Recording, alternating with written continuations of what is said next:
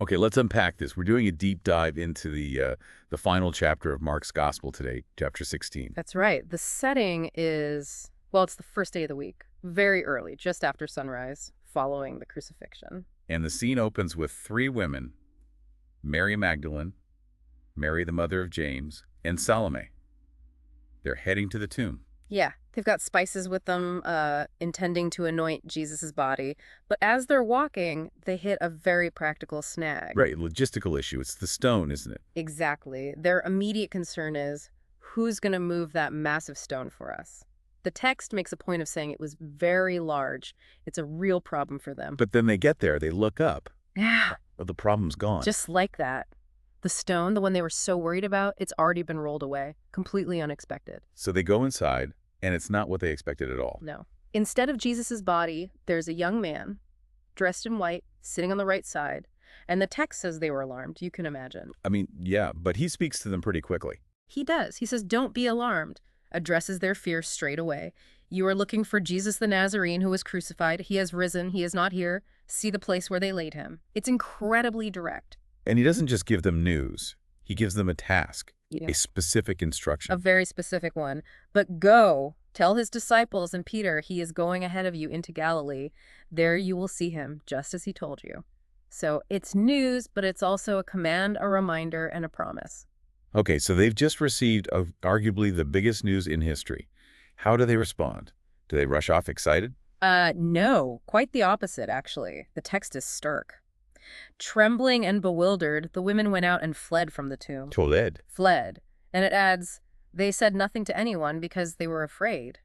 It's shock, I think. Pure shock and maybe fear overwhelming everything else initially. That initial silence is quite something. It really sets up the next part, doesn't it? The focus shifts to Jesus appearing. It does. First, the text mentions he appeared to Mary Magdalene, and it reminds us, she's the one he cast 7 demons out of. And she goes and tells the disciples, the ones who are mourning and weeping. Yes, she tells them. She says Jesus is alive, she's seen him. But their reaction, the text says they did not believe her, flat out disbelief. Wow.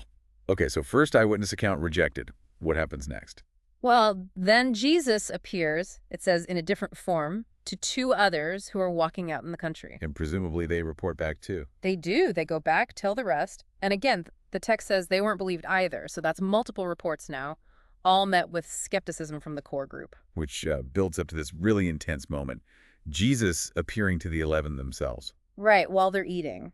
And there's no gentle preamble here. The text says he immediately rebuked them. Rebuked them. For what specifically? For their lack of faith and their stubborn refusal to believe those who had seen him after he had risen. That phrasing is key. Stubborn refusal.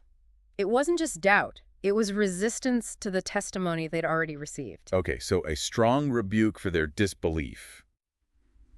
And then, almost immediately after, comes the Great Commission. Right off the back of calling them out for their lack of faith, he tells them, "Go into all the world and preach the good news to all creation." talk about a quick turnaround. And there were conditions mentioned, right? Oh, yes. "Whoever believes and is baptized will be saved, but whoever does not believe will be condemned." It's very clear.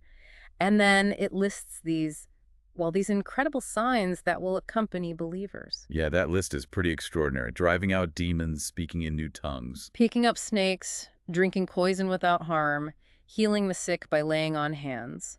These aren't presented as optional extras. They're described as signs that accompany belief and the mission. So after giving this massive commission and outlining these signs, what's the conclusion in Mark's account? After speaking to them, Jesus is taken up into heaven, sits at the right hand of God, the end of his earthly appearance in this gospel. And the disciples, what do they do according to the text? They went out, they preached everywhere, and this is crucial.